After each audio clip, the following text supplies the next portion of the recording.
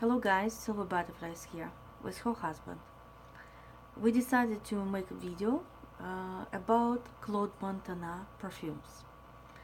Claude Montana perfumes is the whole topic in my life. I always collect Claude Montana and I like his design. Little prehistory.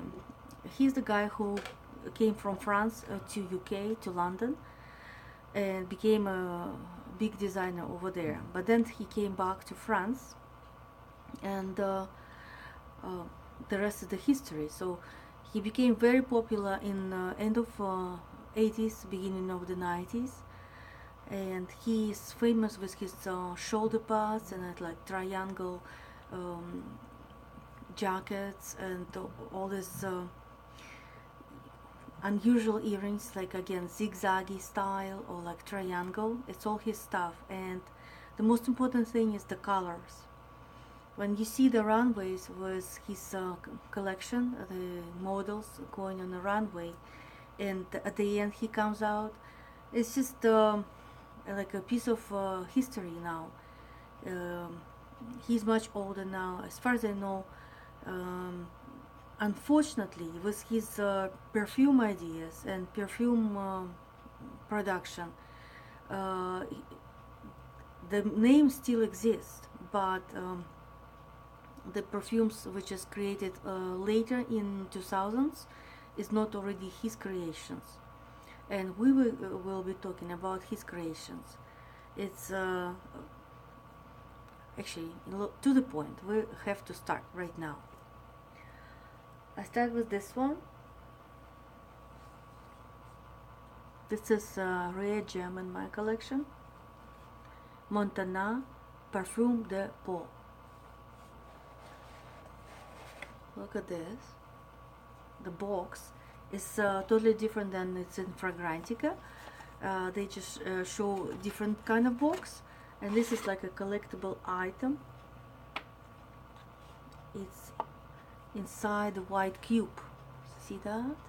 And I just have to put it out, get it out like this.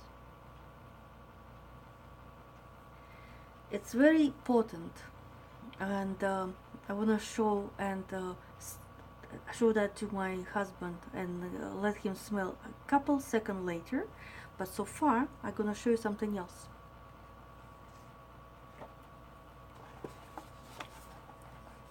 That's another box of Montana or transparente, means transparent. And again, look at this creation. It's like a skyscrapers or like a building. Marilyn Monroe. What do you think, Marilyn Monroe building? Yeah.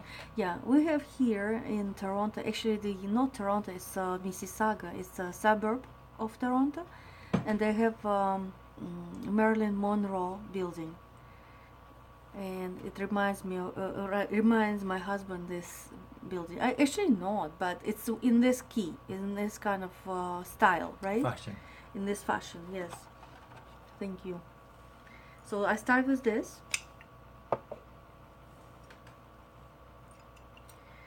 Created in 2003, still alive, not spoiled. Just give it a try. Just 1 second. Yeah, give you a whiff. Just you have to wait a couple minutes until it's dissolved, and I just read you. Do I have to read first, or you have to smell first? I have to smell first. Okay. And then you read. But to make sure I'm correct. Wait a minute. It's still drying out. It's settling. Yeah, it settles. I like the words, how you put it. If you continue talking to me much often about perfumes, you would be the perfume expert. Well, thank you. Do I get paid for that? Yeah, get closer to me. Okay. Because people don't hear your voice. Okay, Okay, let's here. go.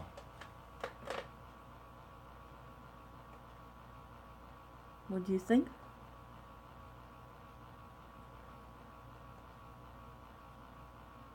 Grass? Grass again. Something musty?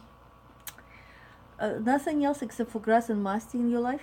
Well, let me give it to me. Let me smell it. Okay, wait. I'm gonna read.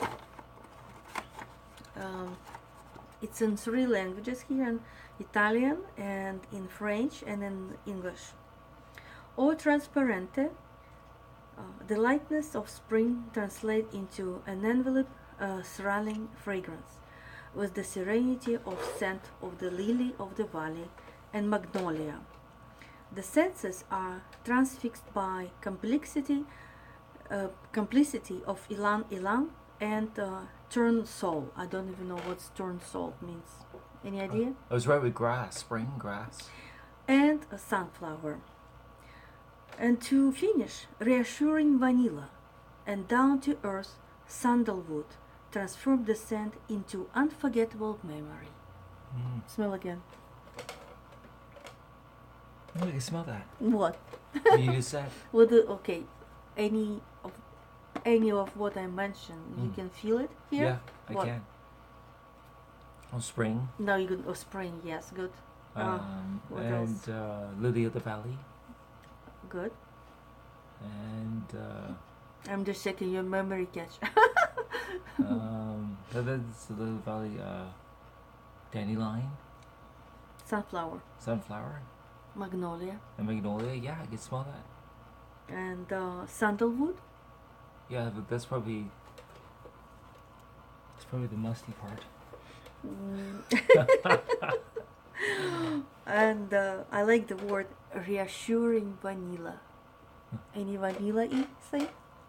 No, just from you. Oh, okay. Thank you. Welcome. So my husband said that I smell like vanilla, and it's kind of mixing with this. So third one. Actually, this is first one. Yeah. That's gonna be this fourth, so third. But anyhow, this called Montana Blue. Not blue like in English, blue like in French. I know one note here, and I'm not gonna tell him until maybe if he can find it out. So fast? Of course, so. You don't sell it? Sounds like alcohol. This is actually cypress tree. I would have said that. But Yeah. Alcohol. And this one, I'm just gonna tell you to smell it from the lid. No, don't spray it because it's too strong. No, don't spray it on the lid. No, it's fine. It smells like moth. There's some musty Okay. moth. Just put it here for a while. Like a dirty rug. Thank you. He said that it smells like a dirty rag, and it's actually a piece of art. One person in Russian Fragrantica said that it's like it's on the border to be ugly, so the ugly becomes so beautiful, something like that. And here, the final one is Montana Peau. It's for men. Smell it. It smells like man's aftershave. Okay, what kind of 80s, 90s, or nowadays? Like Axe for Man. Or maybe not, it's Old Spice. Like Old Spice? It's way much interesting than Old Spice. Although no offense to Old Spice, but I think it's more than Old Spice.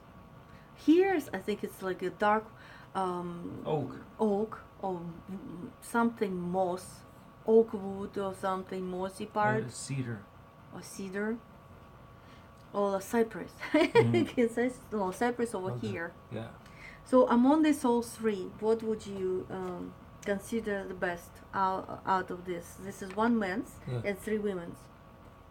First we'll go with the first one. This is number 1. Yeah. And then the cypress flower. The cypress is number 2 because it's light. That's why you like it. So what's the third? The third is both of these guys. So this and this would be their the shirt. It's like a tie. Okay. Okay, we finish our little reportage right now, and until now, more later, I'm your silver butterfly. Bye bye, all the best.